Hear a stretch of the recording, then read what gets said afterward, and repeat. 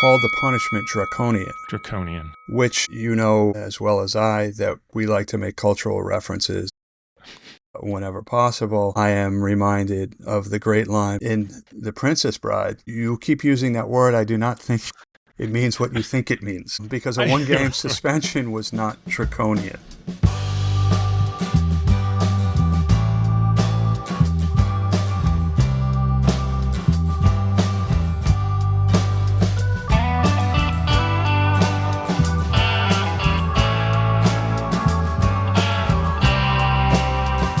Welcome to Wait, What?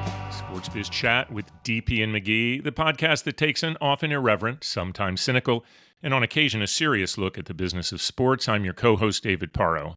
And I'm Tim McGhee. I guess it's fair to say that it's rare for us to start our show on the serious side of the business, but coming off our episode from last week featuring Leonard Marshall, combined with the news that broke from New York City on Monday night, I'm guessing there's a good chance that's where we start today. But for this show, that's your call, Tim. So what's on your mind?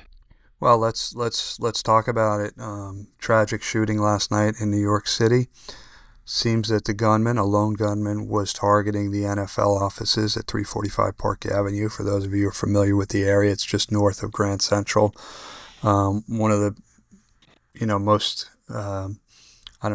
affluent commercial areas in New York City? Certainly from a commercial area, it is unbelievable. Huge investment banks, obviously, on that street and very, very popular from a business destination standpoint. Yeah, 4 people killed, including a New York City police officer. The gunman took his own life at the end in a sad coincidence. We were just talking last week with Leonard Marshall and his involvement in the issue of CTE. This gunman, we are not going to say his name, left a note suggesting that he was suffering from CTE or some other brain injury, and he was targeting the NFL. He did, and again, in another very sad coincidence, he took his own life with a long gun to the chest and asked that his brain be studied for CTE. And we talked last week about Leonard Marshall, who lost a very good friend, somebody that you knew, Dave Duerson, who took his life in the very same way. So really sad way to start the show. I don't know how we sort of transition to lighter topics while still keeping on the business of sports, but we have to try, right? Yeah, and just to touch on this, I mean, it hits home in a lot of ways. I mean, I don't live all that far from there. I used to work very, very close to there, and you and I have both been in that building multiple times for visits with the NFL. So to then think, as the news was coming out, that's what the target was, and then to think back to last week, and I was just struck thinking about the compassion that Leonard showed as he was talking about this subject, and then bringing up Dave Duerson, in the same way. And just, it was a bizarre coincidence on that front. But obviously this touches so many people in so many ways. And, I live in Manhattan. You're obviously in Manhattan a lot. We see a lot of stuff.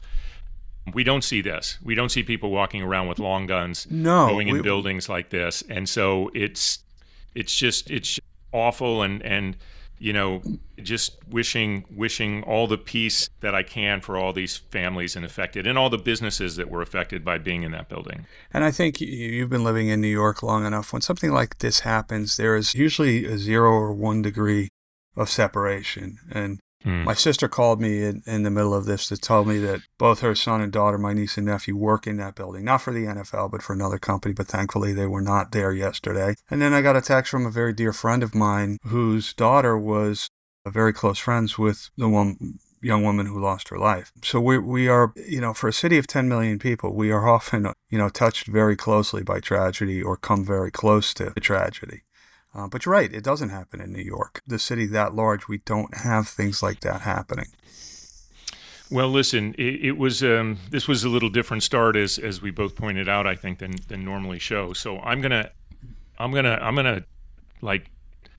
take the option and give you the next subject. Okay. I'll let you come up with another subject. Well, I just came back last week from Austin, where I was in town for Major League Soccer All-Star festivities. Shout out to the league, the event people, the partnership group there. They do a really, really nice job of putting on an event. It's not the scale of the Super Bowl, but then again, nothing is.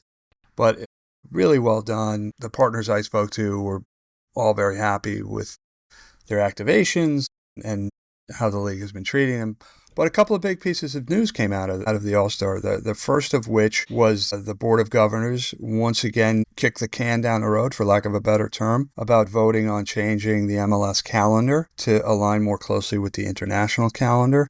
I guess the next vote will be taken sometime in the fall. I'm not sure. It wouldn't take place until the 2027 season either, but there's a lot of logistical things that need to be considered. And as Don Garber said in his State of the League, they want to make sure they get it right. So we'll see. But I know you wanted to talk a little bit about Commissioner Garber's. Yeah, there's a number of things that came out. Obviously, Messi and Alba not playing in the All-Star game and being penalized. Well, and can we just talk about that for 1 second before we go? I'd love to. So they were suspended for one game. They did not alert the league until either the day of the match or the day before. And the owner of Inter Miami called the punishment draconian. Draconian. Which you know as well as I that we like to make cultural references whenever possible. I am reminded of the great line in The Princess Bride. You keep using that word. I do not think it means what you think it means, because a one-game suspension was not draconian. There's no way, in my mind anyway, in my goofy mind, that Lionel Messi did not know he had to know he was going to be suspended or penalized in some way. It's the simple rule. You play in this league. I know he's the greatest player ever, but there's so many people that are showing up for that. And to the point that you just made about how late he notified, it's just absolutely ridiculous that he wouldn't be penalized. Yeah, and any reference to 𝘧𝗵𝗲, by the way, is amazing. But I will say this, Messi and Alba had played 9 matches in 30 days. It doesn't mean that they shouldn't have received the suspension, but it goes to the bigger issue of how much football is too much football for these players. And this is not just Major League Soccer. This is leagues around the world. Even more so around the world. But, I mean, it also brings up the question of whether or not an all-star game makes sense in a league. But that is kind of the American way, right? We do all-star games here. And it was actually a well-played match. MLS prevailed over Liga MX All-Stars, reversing the outcome from last year's match. I thought it was well played. I thought the MLS, comported themselves well in this game. Yeah, the point about playing too much is a legitimate concern, and all of those things need to get addressed on a global basis. Now, I think this idea of the kicking the can down the road does make me wonder, and this is gonna sound like a big bash at MLS right now, and maybe to Commissioner Garber. But I was watching an interview the other day when he was addressing things about how the TV deal is working out, what it's bringing, the changes, and so forth. And one of the questions was do you is part of the goal to move up in terms of where the MLS ranks in terms of global leagues?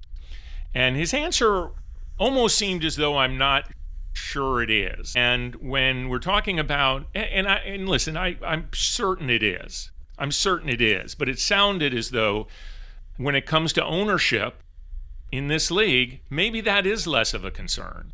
The valuations continue to go up. We've covered that on this show quite a bit. In some ways, belying logic when compared to other teams around the world and their popularity or other leagues and so forth. And so here's what we know, by the way, on the MLS Season Pass. An average of 120,000 unique viewers per match, which isn't necessarily great. But in defense of the league, right? But in defense of the league, hold on, time out before we go on. Before I let you go on, it is not good. It is not good, especially compared to the last year before the Apple deal kicked in, where they were averaging 320,000 per nationally televised match. Now, I know it's different. Not every match was nationally televised, but that's the defense. And it's a fair defense, by the way, is they haven't necessarily, there's games going on. They have their game windows. So that's one of the things that's going to have to be figured out, is kind of that a little more game of the week, one game going on. That's not been the case. It's been more to measure it against like what an RSN used to do, is like what are these games doing more locally. But that's something that obviously has to be figured out. Yeah, I want to go back to something you said earlier, that maybe it wasn't a concern of Commissioner Garber's, that MLS be considered one of the world's top leagues. That would completely go against what he said when I saw a State of the League address back in around 2010, I want to say, where Commissioner Garber said that within 5 years they wanted to be among the top 5 leagues in the world. What was interesting, and I noted at the time, was he didn't say by what measure they would be a top 5. So by some measures they are, right? When you talk about franchise valuations in particular, they are one of the top 5 leagues in the world, but I don't think an argument can be made that they're one of the top 5 leagues in the world in terms of level of play. And I will say this, until they're on the international calendar, even with all the uniqueness of MLS compared to other leagues around the world, until they're on that calendar, they're not going to be considered. No, Yeah, and there was a lot of conversations going on around, will they vote, won't they vote, what are the logistics? And one of the things that I brought up with somebody from the league was, when you go to the international calendar, which starts in August and goes through June, you have to be careful about scheduling, because especially when you're coming out of the holiday break where you can't play games up north. And so at the beginning of the year, if they've got to front load games for the northern teams because they're not going to get the teams in the winter, my point was you can't win a championship in the first month of the season, but you can lose one. Meaning you can get so far behind in the table that it's very difficult to overcome that when you have 34 matches. They said that would be addressed. Given that they didn't vote, I don't know how that would be addressed. But when you look at the other European leagues in particular, UK, Germany, Spain, France, and Italy, smaller countries, much smaller geographically, so much less diversity in terms of weather and climate. Mm-hmm. So that is not as big an issue as it will be here, and it's a big issue. It is. When you think about playing games in Montreal, Vancouver, even Foxborough in January, New York, at Yankee Stadium or Red Bull Arena, that's Not saying those issues aren't insignificant. I'm just pointing out that if indeed it is the goal, and I'm not so sure it is among ownership right now, is my point. As long as valuations do what they're doing, maybe it's not, and maybe the commissioner has softened a little bit on that. I just don't think it's going to get to that rung. But you absolutely are right. Those are more serious issues than they are in other places. Not that England isn't. The UK isn't getting cold during the time of the season that they're playing. So, but they're not getting the weather is moderate. Lest you think I was arguing with you, I agree with you. Yeah. I do think it's inevitable that it will go to the international calendar for any number of reasons. Being seen as a top league makes it much easier for them to participate in the transfer window. It makes it easier during international windows for call-ups and so forth. So we'll see it. I just don't know when we'll see it. I would like to take something up. By the way, we have an unbelievable guest coming off of last week's great guest that we're looking forward to chatting about on a number of issues. But this next thing I want to talk about, we might normally take on at the end, but because of their impact to their respective sports and what they meant, I wanted to talk about 2 very significant deaths over the last week, and one just happening yesterday. The first one, Ryne Sandberg, who was, I heard it said somewhere that if the name hadn't already been taken, Mr. Cub, Ryne Sandberg might be the guy. Mm-hmm. Known locally, always and forever, as Rhino. This guy was like the most humble superstar Major League Baseball's ever seen. I had a chance to meet him once, got to work on an ad that he appeared on for Chicagoland Speedway, as soft-spoken a guy as you'll ever see. But the reason he's so significant is there's a famous game known as the Ryne Sandberg game in Chicago. He went 5 for 6, hit 2 home runs. And by the way, the home runs were in the 10th and 11th inning, or the 9th and 10th innings, against Bruce Sutter, both of them against the great Cardinals closer Bruce Sutter. It happened to be a game of the week with Bob Costas on the call. And that's what cemented his fame in that city, and it made the Cubs relevant. A great friend of the show and a good personal friend of mine, Andy Clark, wrote me last night after the news broke, and here's what he said was, Ryne Sandberg made the Cubs relevant again. And it was literally just over a year after the famous Lee Elia rant that we've referenced recently, where he ripped the fans of that club. Those fans have been among the best fans in sports since Ryne Sandberg was there, and that place is an unbelievably cool place to be, Wrigley Field. So he deserves the level of attention he's getting. A 2005 inductee into baseball's Hall of Fame, and certainly well deserved. The other one is Hulk Hogan, and died at only 71, and he, in a lot of ways, I think reshaped what WWE became. Was super popular, and of course he had that more than a cameo in what I consider the best sequel in the Rocky series, Rocky III, where he played Thunder Lips. And so just two very large figures in the world of sport, entertainment on the Hulk Hogan side. Passed away way too young. Ryne of metastatic prostate cancer, which they thought they had under control and came back. Just a brutal loss.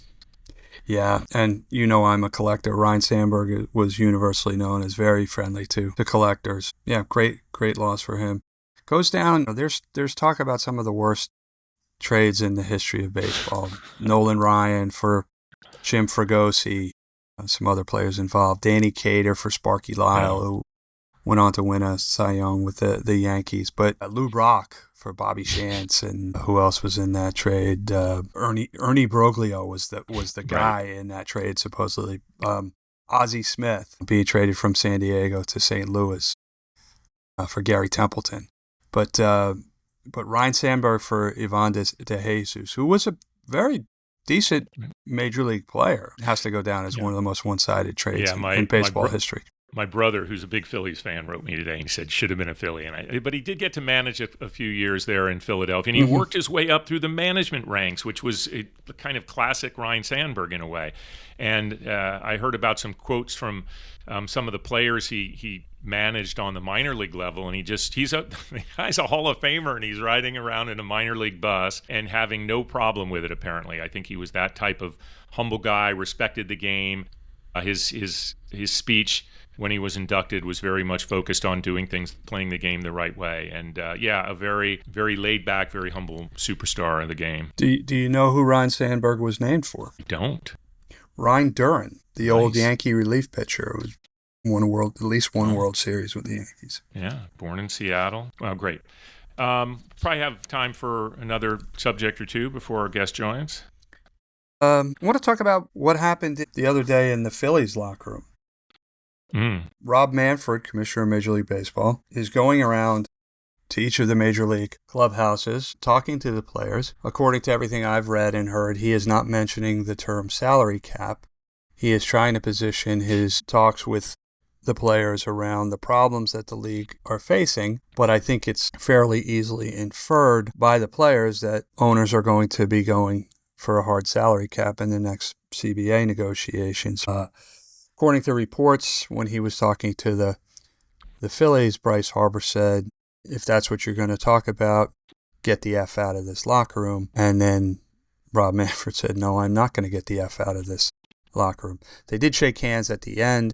I think what that speaks to is, notwithstanding the way he positioned it, I think it speaks to the role that Bryce Harper might very well be playing in the CBA negotiations. A couple of my friends who aren't in the sports industry asked, well, why would somebody who's making all that money care about that? And I said, it seems that in every CBA negotiation, top players who've gotten theirs understand that they've gotten there through people in the past who took stands and made commitments. And probably the most notable example is LeBron James in the last NBA negotiations. So it wasn't surprising to me that Bryce Harper would do it. Now, I don't know if he's going to be the best spokesperson for them. That remains to be seen. He's a bit of a hothead and hot-tempered guy. He's been suspended many times for arguing at calls and so forth. But it doesn't surprise me that somebody of that stature stepped up in that way. Yeah, I do think it's interesting, and this comes off of detailed discussions that we had last week regarding the WNBA, CBA negotiations. And I think you're right. A lot of this comes down to the unification that the players can hold. And I was teaching or guest lecturing at a high school group at Columbia last week. And we spent a whole hour just discussing with the think they may want to be in this business about the WNBA CBA negotiation, which, by the way, was fascinating. And it's unbelievable the different views that you could get on it, even with anyone that follows the sport. But that is one of the main points that you just brought up is are the highest of the high in terms of their salary and status in the league towing the line that labor takes, which is to support and make sure that they don't create a cap or soften the cap, whatever it ends up being, and make sure that the rank and file are able to raise up what those minimums are. And I think that's what good labor negotiations have to do from that side of the equation. But yeah, it is interesting that these stories are now getting out. We talked about it with the WNBA. Are they unified in the way they message? And it's going to be the same as on the MLB side. Now, you are on record. Well, you didn't say that there was going to be work stoppage in either case, but you did say that you wouldn't be surprised if both in the case of Major League Baseball and in WNBA that we had work stoppage of one kind or another, either a strike or a lockout. No, and that's certainly that interaction between Carver and Manfred didn't make me feel any more confident that I'd be wrong. Right. I think in any labor negotiation, whether it's in sports or any unionized environment, the unity of the rank and file is absolutely critical, because if management can put a wedge in the rank and file, then they gain a lot of leverage. So when somebody like Bryce Harper speaks out, it shows the younger guys, we're all in this together. So I thought it was important for no other reason than that. What do you think? I mean, we talked before we came on the air. There's a ton of stuff that we could talk about, but you want to take a quick break? Let's take a quick break, and we'll be welcoming our guest here soon. It's time for our guest. So as I was thinking about how I might introduce our next guest, my initial thought was to say that we were excited to welcome someone that has done it all in the sports industry. However, I realized that would be a gross understatement, because the fact is Frank Vuono has, yes, done everything, but he's done it again and again and again. A proud Princeton Tiger alum, Frank began his career at Young and Rubicon, where according to his LinkedIn profile, he was a cocky young account guy, which I love, by the way. He then moved to the NFL, where he made a major name for himself as a licensing guru. Safe to say, Frank is one of the reasons the NFL is the world's most profitable sports league. He then went on to build Integrated Sports International, or ISI, into a major force in the sports business. ISI folded into SFX Clear Channel, where I reported to Frank for not long enough. From there, it was the forming of 16W Marketing, one of the greatest named agencies in the business, and he did that along with Steve Rosner. It never seems like Frank is short of projects, and he has now launched Fourth Quarter Marketing and was just named to SBJ's 2025 Champions Class. So Frank, welcome. It's an absolute delight to have you join us. Thanks for that. That's a little embarrassing. So I'm glad to be with you. It's great to be reunited with one of the old SFX gang. And yeah, you're right. We had too short a time together. I had real high expectations for that. But as you know, some things dissolved pretty time. Yeah. So. Very, very interesting time. So we're going to go launch in, because there's a lot of things we want to talk to you about today. You've seen this industry from every perspective. And what we wanted to start with is, what are the biggest changes that you've seen in that time that you've been a leader in this business? And what are the things that ultimately have remained the same? Well, I think one of the most dramatic shifts in professional sports, and frankly now college sports, has really been the shift from being owner-controlled to being player-controlled. I think there's been a huge shift in power. In the beginning of my day, I joined the NFL late 1985. The owners really didn't place any real value on the players, and that was really across all the leagues, if you think about it. And in the NFL, the owners were all about it's team first. Fans don't really care about the players. They really care about their teams. And obviously, there's been a tremendous shift. And now it's gone all the way to where the players are not only controlling their own destinies, they're kind of dictating to the owners how they should run their teams and so on, but they're also branching out and doing things on their own. And, it's great, because I'm kind of proud to say I tried to do that and tried to anticipate that very many years ago, and I'm sure we'll talk a little bit about that today. So that's one of the biggest shifts I see. And then also, it's gone from family owners who won their teams in poker games, literally, and think about it, right? To billionaire businessmen who obviously saw the opportunity to not only have an ego, opportunity and own a team, which is great, ego boost. But also see it as a business perspective and understand that the team's values have probably increased at a greater rate than anything else in the U.S. economy over all this time. So, there's these billionaire investors who now know how to run businesses and are very business savvy versus the old time family guys who were learning as they went. You mentioned that you started at the NFL in 1985, and as far as we could tell in our research, you didn't have any licensing experience before joining the league, but yet you somehow built it into a licensing powerhouse with over less than 10 years, over $2 billion in revenue. Simple question, how'd you do it? Honestly, I'm not being humble or whatever, but it was relatively easy. I'll tell you a story about when I interviewed NFL properties back then. I had originally interviewed in 1982 when I worked at Young and Rubicam, and my boss was next door neighbors with a guy named John Bello who was running NFL properties. You're laughing, David. No, that's great. So, John was out trying to beat up my buddy Matt's kids in the basketball game, and and he asked Matt, my boss and really good friend, I had my wedding at his house, hey, a young marketing guy, advertising guy who knows sports, we need somebody over here. So, Matt graciously volunteered my name. I went over, interviewed, I got offered the job, but it was 1982, and the NFL was going on strike. So, I turned the job down. So I told this story. Can you imagine being the youngest son in an Italian family around the kitchen table telling your father and your brothers, your older brothers, you turned down an NFL job. And at the time I was working on Stay Free maxi pads. Can you imagine what that sounded like? My brother smacking me upside the back of the head. You turned down a job at the NFL to work on Stay Free maxi pads, and he didn't put it that politely. I was getting married, and I was worried about, hey, they could be layoffs or whatever. So I didn't take the job, but I came back around in 1985, and I went and interviewed again. And there were some people in from our creative offices on the West Coast. So we went out to dinner after my day of interviews, and they asked me, so what you think? What did you think of the business? So I said, listen, I think the business could instantaneously be 3 times as big as it is.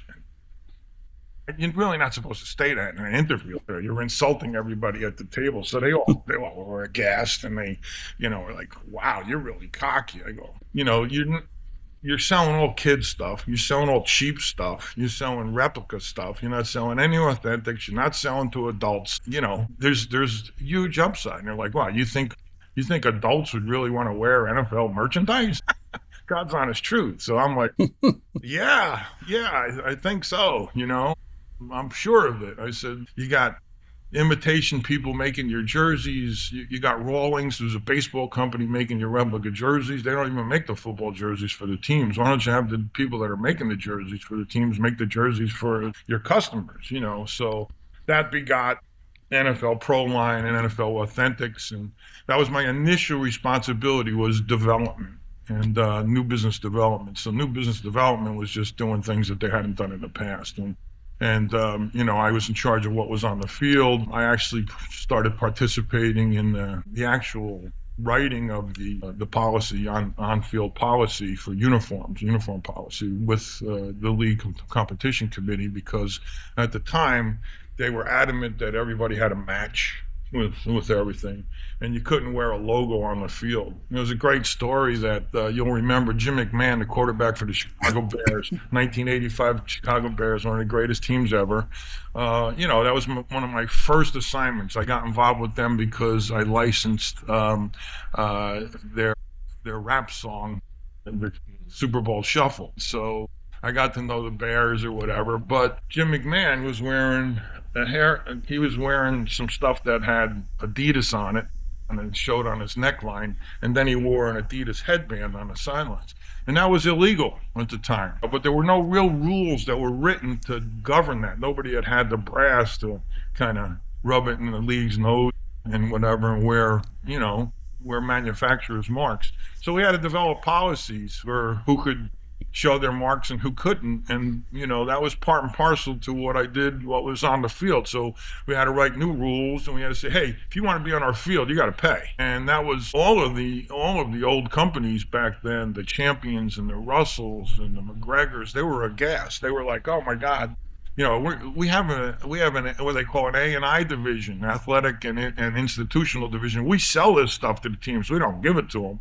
I go, yeah, well, you're getting millions of dollars worth of exposure on the field. So you know what? You're going to pay, or somebody else is going to do it. So that was kind of the whole beginning of that whole story. So it took off after that. And, obviously there was much more to it than that, but I just said, it's kind of funny. Part of it was, you live your everyday life and you observe stuff. And I look at something, I'm on the beach and I'm saying, why are there those kinds of umbrellas with Budweiser on it? Why don't we have umbrellas and beach chairs with Giants on it? And it's kind of as simple as that. So we branched out into all these different things. The owners thought I was crazy. When I first proposed to have a NFL pets program, they were like, you're going to put our logos on pets? I said, listen, people treat their pets better than they treat their kids. And they spend a lot of money on it. So believe me, we can do this stuff. So, and they let me do it. But then, interestingly, we didn't report to the commissioner's office. We reported to a subcommittee of owners that were all, very entrepreneurial. And it was Victor Kiam and Norman Brayman, and guys who were businessmen. And, so they let me go. They let me run with it. Yeah, but just think about just those things that you just mentioned, how much they got institutionalized around other sports and how important it has been to making the NFL this 365-day-a-year product that it is now. So much of what you said is just about finding opportunity and seeing it and having, I guess, the guts to get in front of people and say, what about this? One of the things I associate with you, because I remember the timing of it very well, Frank, was the quarterback club. Right. And you talked about players having more control now. This was one of the first things I remembered, that it seemed like this is a great thing both for the league and for these players. And it started as the elite quarterbacks in the league, but you branched it out, and then I think managed it even after you had left the NFL, and maybe you started it after the NFL. Can you take us through that? Because it was just always one of the more interesting licensing programs that I recall. Yeah, they say great ideas have a lot of authors, so I don't know that I started, but a lot of people took part in putting that together. But kind of funny, it all evolved real quickly from I sponsored Payne Stewart on the PGA Tour, and he wore NFL clothes, and that was something I was really, really proud of. And he actually taught me how to play golf and became a great friend. It's a big loss when we lost him. But so these quarterbacks were having golf tournaments, and they started calling me up asking me for merchandise, and then they felt guilty when I sent them merchandise, so they asked me to come and play. So I got out there and got to know these guys, and it started to dawn on me that they were really being misrepresented by the Players Association. One of the things was there were these little statues that one company was making for the Players Association, and they had the same person, only they painted them different colors and painted them different hair. So I got a couple of them. I showed Randall Cunningham and Boomer Esiason and the thing. I said, this is Randall and this is you. Does that look like you guys? So, do you really think you're being represented properly? And so ultimately, I got to know the quarterbacks from playing in their golf tournaments and everything, and they asked me to kind of represent them. And there was a few people that had this notion of putting a club together. What we ultimately wound up doing was forming a separate company that they owned. And that's why I said earlier, it was the predecessor of what the Brady's and the Mannings are doing now. They own their own company.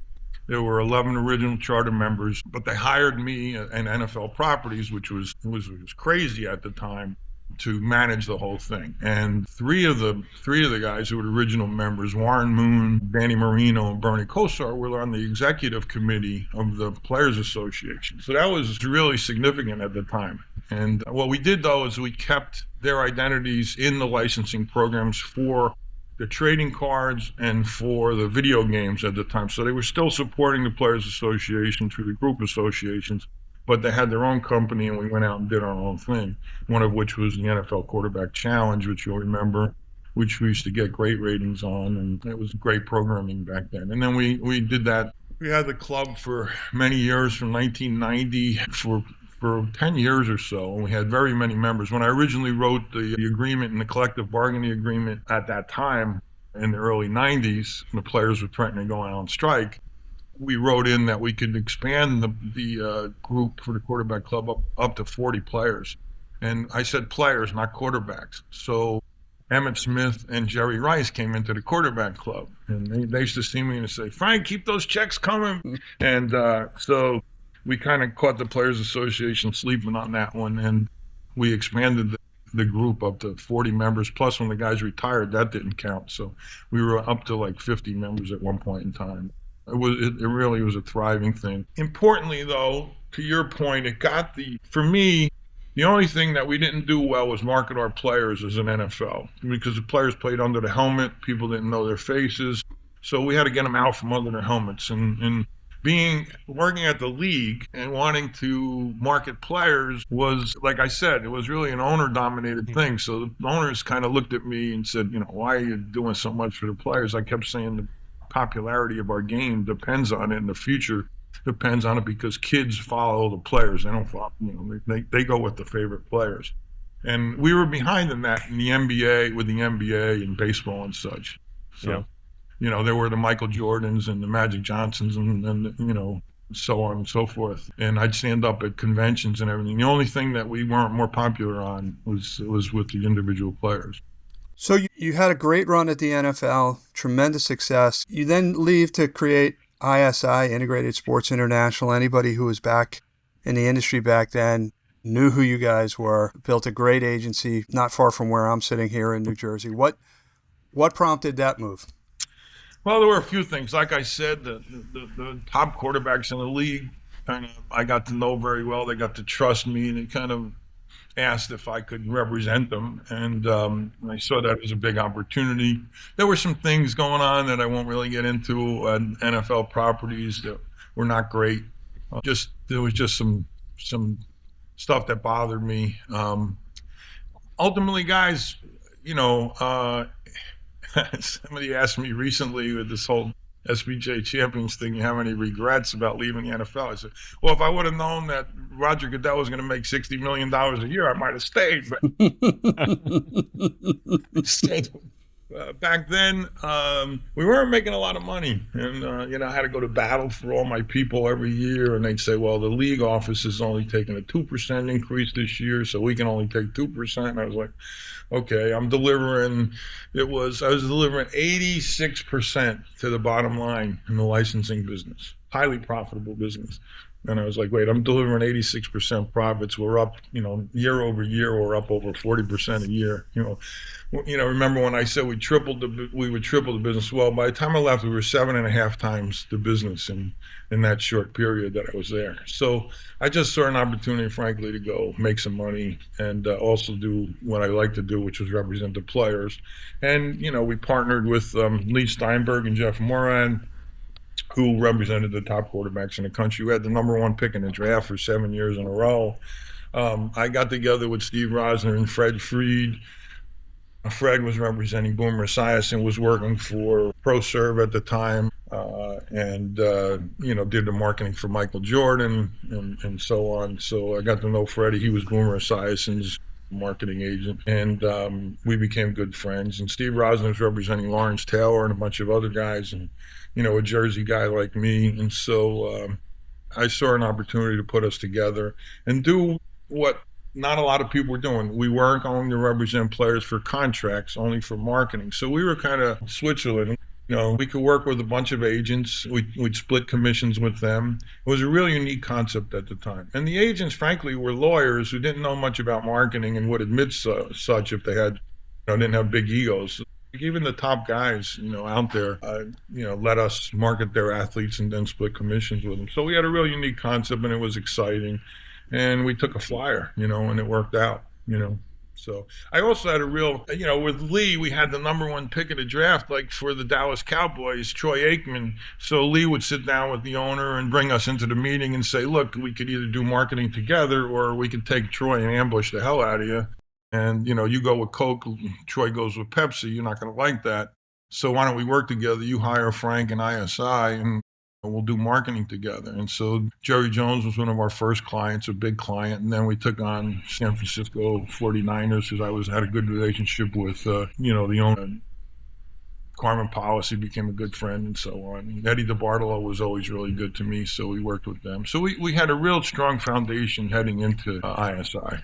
I'm glad you mentioned Fred, by the way, because I've known Fred, Right. I feel like, for a number of time, and I might have even reported to him for 5 minutes during the I think you did. time. I can't remember. I think But he had left when I think I first started there. But that brings me to what I wanted to ask you next. I mean, during your time at ISI, SFX, and 16W, you had so many people come through there, people that you mentored, people that I know still look up to you, Frank, and people that are peers of ours, and people that we know well, Jeff Sofka, Peter Hughes, Eric Bechtel, EJ Narcisse, like some people that went on and did a lot of different things in this business. Give us a sense of how important that role. While you're out like doing all these big deals, you also had all these people that came to your organizations that you kind of, I guess, spawned, for lack of a better word. Talk to us about the importance of that as far as part of your career legacy. Yeah, I'm glad you brought that up, because this is real legacy.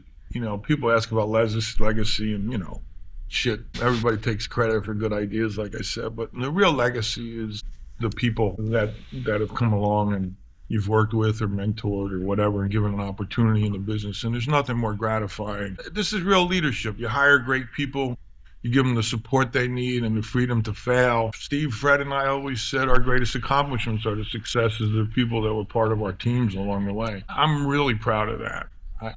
I look around, and the notes that I got from people with this SBJ Champions thing were just so moving, just brought me to tears, literally. Even people indirectly, David, we were moving fast and furious and working our asses off and everything. But to get notes that say, you saw something in me, you gave me an opportunity, you taught me this or that, or, you led by example or whatever it is, just a real touching, real meaningful. I'm tremendously proud of that. So many people who have accomplished, and there aren't that many, so let me preface it by that, but people who have accomplished what you have accomplished, have had the success that you've had, might call it a day, might ride off into the sunset at this point in the career, but not you. You formed Fourth Quarter Marketing. So what are you focusing on with that venture? I'm playing to listen, I'm mostly retired. I'm doing a lot of volunteer work, which I'll get into in a second. But, I play to my strength in licensing and marketing. Now I'm kind of using my brain instead of working from, 7 in the morning to 9 at night, 7 days a week, like the crazy times that we used to do. And I use can I say Rolodex? Does anybody know what that is? We do. We get it. Our audience might not, but I've got one right over there. People, it's our contact list or whatever you want to call it in whatever file you keep it in. But, it's about relationships. And so I try to help companies mostly or in licensing. I try to help companies, teams, leagues, whatever, and make introductions, frankly, and make contacts a lot and get paid for that, which is wonderful. It's been great because people return my calls, and that's a real compliment. Nobody says, who the hell are you and what are you calling about? So it's great when people accept my calls, get back to me right away. I texted a guy this morning I haven't spoken to in many years. I just, in like 3 seconds, I got a text back. I was blown away, and that's what I'm doing. Using my condom, trying to help a couple of developing licensees try to get licenses in pro and college sports. And then interesting thing, working on a developmental young football organization in Europe and trying to help them out. And that I really find interesting. By the way, and I think, Tim, you'll appreciate this, and I think, Frank, you'll appreciate it as well. When I reached out to you following the SBJ thing, I was a lot more Machiavellian about it, because in addition to saying congratulations and all that, I said, we'd love to have you on the podcast, to which Frank agreed. So you got to take the opportunities when you get them, right? Yeah, we've become those guys who we despise in the media, just being completely opportunistic and crassly commercial and craven in our efforts. But and when I say we, Frank, I mean David, because he's the one who reached out to you. Well, listen, the SBA Champions thing was a surprise, but it was really, really gratifying. First, they did a great job. They've got everybody together at their World Congress of Sports down in Nashville. Took my wife down, and we had a great time. They kind of rolled out the red carpet. We had a great session in front of all the attendees there. But the selection was really satisfying and humbling, because it just made me proud that people hadn't forgotten my contributions to sports marketing over the years. You kind of start riding off into the sunset. You wonder, when I go back to Park Avenue or whatever, and all the youngsters are there and nobody knows who the hell I am or what I did, kind of like, scratch your head and you go, oh, did I do it for naught or what? But so this was really satisfying in that sense. And then I went in with a terrific class with close friends. That was also really great, with Ross Greenberg and 𝗬𝗵𝗲 𝗦𝗵𝗫 and Dave Checketts, and I got to meet Carol Stiff. I knew who she was, I knew what she accomplished at ESPN, but I hadn't really met her. I got to spend real quality time with her, and that was great. So I've done great things with the others. I worked a lot with the others, so it was a great class. It sure was a great class, Frank. And there's no one that looks at that list that's been in this business for more than 5 minutes that looks at that list and says Frank Vuono doesn't belong in that class on that list. Well, so certainly very well deserved. Thanks. You're gonna get the roast treatment, we understand, here pretty soon coming up. I mean, it seems like a year of awards. I know that there was some ones with like Frank Princeton yeah. in the SBJ, and I hear you're going to get roasted. You tell us what the cause is about and kind of fill us in on what that's all about. Yeah, I've been a board member of Hackensack, originally Hackensack University Medical Center, which has now become Hackensack Meridian Health. We just announced today, guys, that Hackensack University Medical Center was rated by U.S. News and World Report in their honor roll, which means it's one of the top 20 hospitals in the nation. And that's the first for any New Jersey hospital ever. We just announced it today, as a matter of fact. So I'm thrilled about that. I've been on the board for 26 years. We're now 20 hospitals strong, over 200 locations for outpatient and so on, and over 37,000 employees. So I spend a lot of my time with that. I'm the vice chair of the hospital board, and I'm on 7 other boards there. So that's tremendous. So HMH is going to kind of celebrate my champions selection and do what they're calling a roast and toast to raise money for something that I helped start 10 years ago, which is called Tackle Kids Cancer, where we raise money to help kids with cancer, obviously. And the spokesperson for that is Eli Manning. And so it's the 10th anniversary of that. So we're in concert with that. The Giants, who I've had a lot to do with, I did their Quest deal for their headquarters, and I'm close with John Mara. I sold suites at the new stadium, and Hackensack Meridian Health is a big sponsor, and it's the official hometown hospital of the Giants. So they're making their facility available, and we're gonna have a party. When the Champions thing was announced, a lot of the old NFL properties guys said they weren't coming to the World Congress, but they wanted to get together for a reunion. So I'm going to hopefully use that as a reunion for a lot of the old NFL guys and all the other people we worked with at ISI and 16W over the years. And I'm going to raise money to try to attack kids' cancer. It's going to be a great thing. It was originally going to be September 18th, but we're just changing that date because it was too close to our annual gala, which is our biggest fundraiser of the year. So we're going to come up with a new date, and we'll let people know about that. But it's going to be a great time. And they want to roast my ass. So I'm looking forward to seeing Eli's roasting of you. That actually will be comical. The Sims and the Sias and all these guys, they can cut me up pretty good. Well, please, when you do have the new date, please let us know so we can share it with our listeners. Yeah. So before you joined us, we were talking about the tragic events last night at the building that houses the NFL's headquarters offices. We mentioned that we had Leonard Marshall on last week, who is very involved in the issue of CTE. This gunman apparently left a note saying that he thought he was suffering from CTE and wanted his brain examined. Just want to get your thoughts on that as somebody who worked in the building, somebody who's, to your point, has been around so many players. some of whom, unfortunately, may be facing that because of their career in the NFL. So we'd just like to get your thoughts before we close out the interview. Yeah, first of all, it's just, I don't know, it's devastating. Really hit me hard when I heard it was in the NFL building last night. I really, I can't imagine, you're not safe in your own office. And it happened at 6:30 at night, and I was thinking I always work late.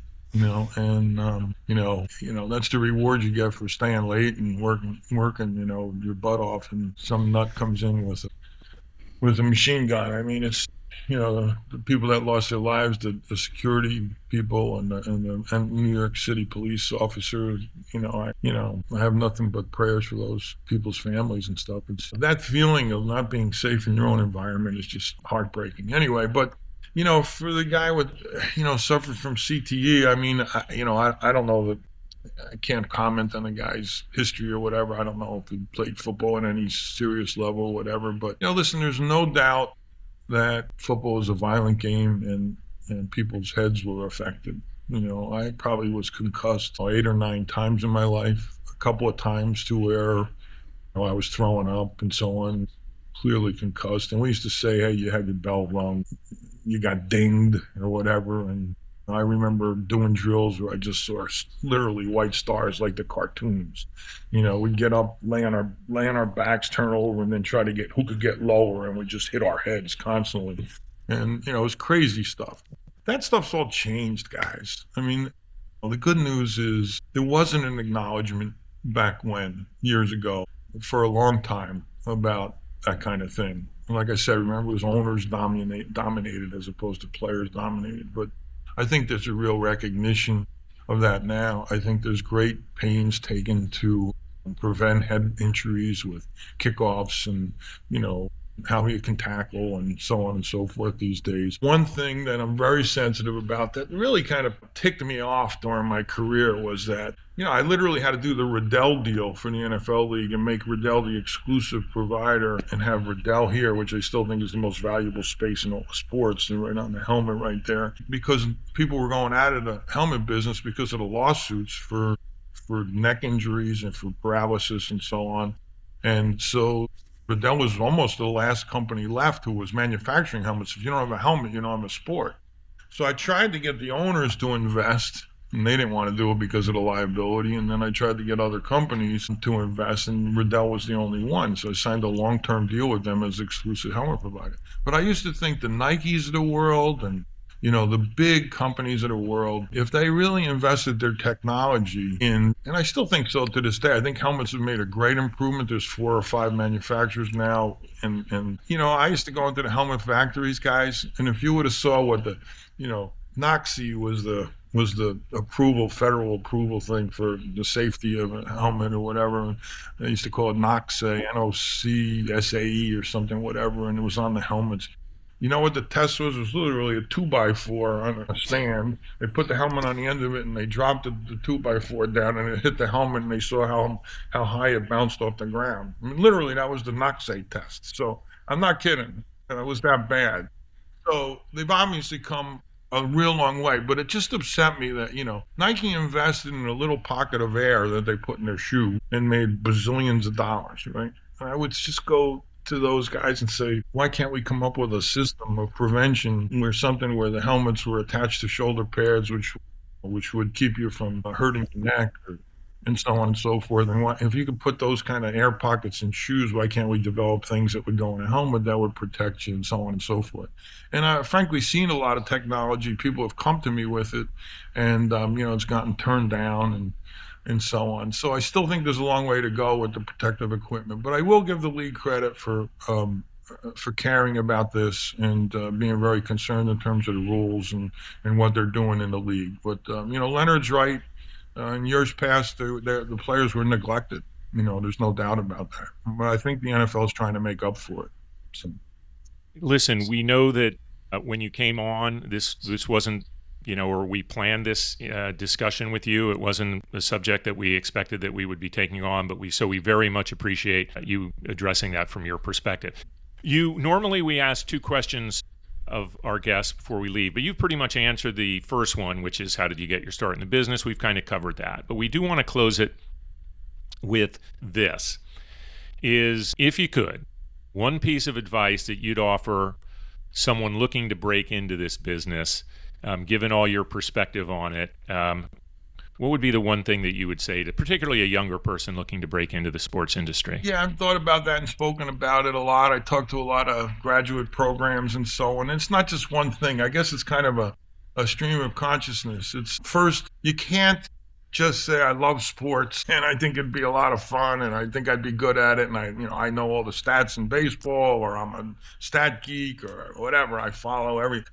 You know what? Nobody's going into the business who doesn't like sports, right? So you're not separating yourself by saying I love sports. And I also make the point that it's work. Okay, and I make an example real quickly of a blood relative of mine who was the senior executive of the Yankees. And I tell people, you're working weekends, you're working nights, you got to be there before. He worked for George Steinbrenner. You got to wait there before he got in the morning. You got to be there after he leaves. So 81 times a year, you're going to be in there from 7 o'clock in the morning till midnight, and then you're going to have to do the same thing the next day because you got 81 home games where you're entertaining people and stuff. So it's a job, guys. And you would think that that's the highest level in sports marketing, being the head of sponsorship or revenue for the New York Yankees. But so I make those examples that it's work, but I say demonstrate a real interest, volunteer or get involved in some way, shape, or form with local. Really good training in this game is minor league baseball, because you got to be a jack of all trades, right? You got to sell tickets, you got to entertain, you got to, the clowns or the entertainment or the fireworks after the game or whatever it is. You got to be a jack of all trades. That's a good place to learn. And study courses that are offered, study relevant courses that are offered, and do a job with that. And then expand your scope. Because immediately somebody said, just yesterday, I was talking to an old friend from NFL Properties' nephew, and he was immediately, I want to work for a team or a league. And I go, well, really? What makes you special?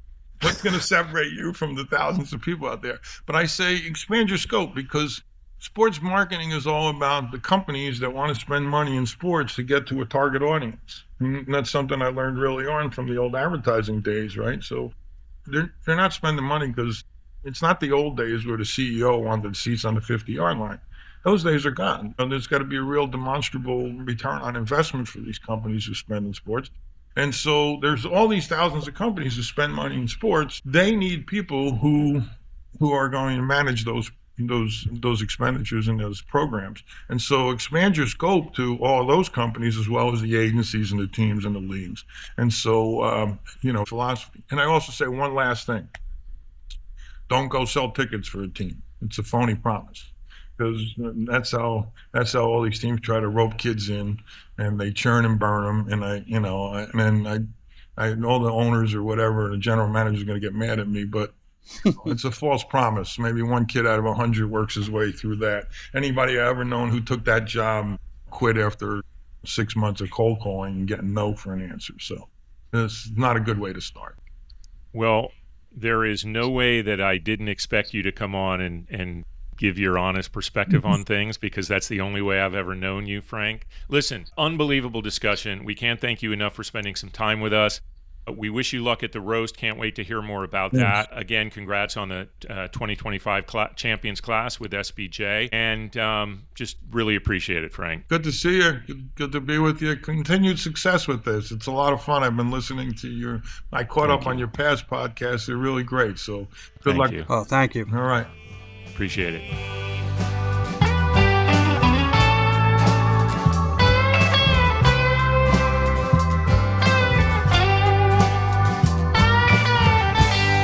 Thank you again to a true legend in the sports business, Frank Vuono. David, I had very high expectations for this conversation with Frank, and he far exceeded them. What a fascinating guest. What an incredible career. And it's not over yet. No, he is an absolute legend. And I feel fortunate that I had a chance to be around him. It was for too short of a time, but you talk to anybody that's worked with and for Frank, and there are some obviously great stories. There's so much that we could still talk about on this show. I do want to come out. A quick correction. I made a comment last week about the WNBA All-Star Game. Great numbers, and they weren't great compared to last year, they were actually down 30-some%, but it was still the second most watched. So still a pretty good audience against the standard that had been set over past years. I also, speaking of audience, I want to call out, we're now have been seen in or listened to in 66 countries. I just wanted to share that with you. Wow. And we've been heard in New Caledonia, the Republic of what? Republic of Moldova. New Caledonia. Where is that? Malaysia. We'll go to countries where we kind of know where they are. Guam as well, but I think Guam is because my friend John, who's the mastermind and the lead guitarist in the Fez, he has to go to Guam for work every once in a while, and I think he listens while he's there. That's probably our Guam listening. Well, and Guam is not a country; it's a U.S. territory, correct? Guam, yes, but Guam gets listed separately. Do not try to bring this accomplishment down. No. Change and what does John do that his business brings him to Guam? John is he's an engineer, and he does serious defense-related stuff that I can't talk about because I don't know, because he can't talk about it with me. Just put it that way. Just pretend I didn't bring that up. Okay. No, we don't want to get in trouble. But I also want to say that as of today, behind the U.S., it used to be Australia and Canada, and the U.K. were our top places. Singapore has emerged as our second biggest place. That seems a little weird to me. I'm going to have to dive into that a little more. Anyway. They do have a significant expat community there, a U.S. expat community, so that might explain it. And it's a great place to visit, by the way. And the Grand Prix there is fantastic. So one of the things we talked about wanting to see this week was the new Happy Gilmore 2 on Netflix, a new movie. And I think we've both watched it now. And so we wanted to somewhat give our review, I guess give a review of the movie. And I just wanted to give my thoughts quickly. First of all, entertaining enough to watch. It's not going to win any, it's not going to be nominated for any Oscars. It's not that type of movie. But what it did in terms of calling back the original Happy Gilmore and the appearance of so many celebrities in it that obviously wanted to do it, including golfers, that some of whom had a couple, some acting chops, it seemed to me, or surprising chops, I should say. Mm-hmm. My favorite cameo performance, and I don't think it was almost beyond a cameo, because it seems like they gave him a fair number of lines, was Scottie Scheffler. Totally new perspective on the top number one golfer in the world right now in Scottie Scheffler. Made fun of his arrest last year, played that into the plot line. I agree with your assessment. It's not going to win any Oscars. It was exactly what I expected it to be, having read some reviews and having seen the first movie. A couple of things that surprised me. First of all, when your first song in the soundtrack is Swinging Party by Replacements, you've got me. hook, line, and sinker, right? When, if you've got the mats, I'm all in. Yeah, I thought one of the great cameo lines, Travis Kelce is playing the waiter. Jack Nicklaus asks for half iced tea, half lemonade, and Travis Kelce says, and Arnold Palmer said, "No, I'm Jack Nicklaus, but I get that a lot." I just thought that was a brilliant line and delivered really well. You saw it coming a mile away, and it was still perfectly delivered and very fun. And Nicklaus was surprisingly good. Lee Trevino he was in the original movie. And interestingly, he was really the only professional golfer who would lend himself to that first movie. Yeah, and now they're out in droves. John Daly has a pretty big part. He had a very big part. He had as big a part as Steve Buscemi, who's a legit actor. And quite honestly, you almost didn't even need him, even though he's appeared in Adam Sandler movies before. Which John Daly is squirting the hand sanitizer into his mouth as if he's taking a shot. But I will say, I had a kind of WTF moment, and I don't know what her connection was, but Kelsey Plum, the WNBA star, comes in at two different points in the movie playing somebody from a community organization or some such thing. And I'm thinking, what is her connection to Adam Sandler and all these other golfers? But I also, patted myself on the back for recognizing Kelsey Plum. That was one that's impressive because I didn't pick that up until I looked later, and there were a few of those like that. Now, of course, I recognized Wake Forest's own Will Zalatoris, who played the grown-up Blondie, caddy that he almost strangled in the first, and he did a great job. Yes. And he had to act a little bit because he had to show that emotion of being upset and pissed off about Happy Gilmore. Bad Bunny, Post Malone, people from all over the entertainment industry obviously have fun with Adam Sandler, and it looks like they had a blast on this set. I mean, and then Shoffley's delivering the "that's what she said" jokes. They obviously gave him these lines, and they had to all go for it or decide to. Rory had a big part. Yeah. Reggie Bush is in it. It was great from that standpoint. I'm actually looking forward to spending a few more hours watching it again to make sure I pick up all the cameos. It might turn into my own Zapruder film. Maybe.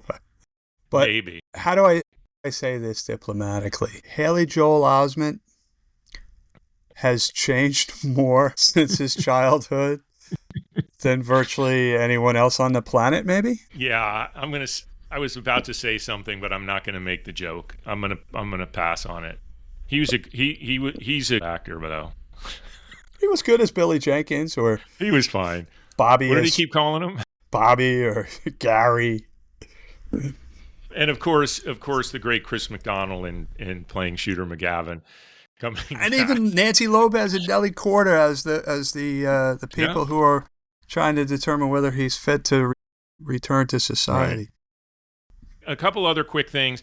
We're going to have to talk about it next week because another Wake Forest athlete made big news this week. Nick Kurtz of the Oakland A's, the 20th man to hit 4 home runs in a game, and not only is he from Wake Forest and had this unbelievable performance like you rarely see and never seen by someone this young, by the way, going 6 for 6.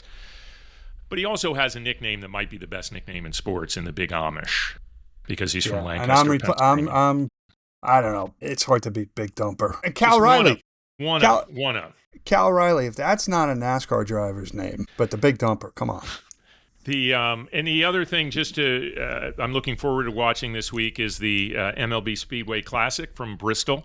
Yeah. There's plenty of news going on in NASCAR. We might have to wait till next week to cover it all, but August 2nd, the Speedway Classic looks to be the biggest audience ever for a Major League Baseball game, and exceeding the 84,587 from 1954 when at Cleveland Stadium when the Yankees came to town for a doubleheader, and apparently tickets from every state plus some territory. So pretty amazing at Bristol Motor Speedway in the Tri-Cities area of Tennessee and Western Virginia.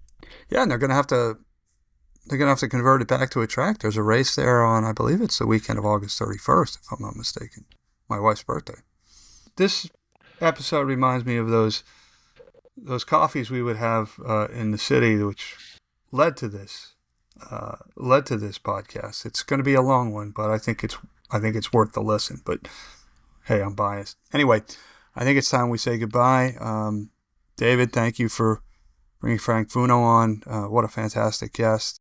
We've really hit a streak of great guests. Thank you to our listeners. Please, if you like what you hear, like us, follow us, share us, comment, ask questions, engage with us. We'd love to hear from you guys. But until next week, he's DP, I'm McGee, and we'll talk soon.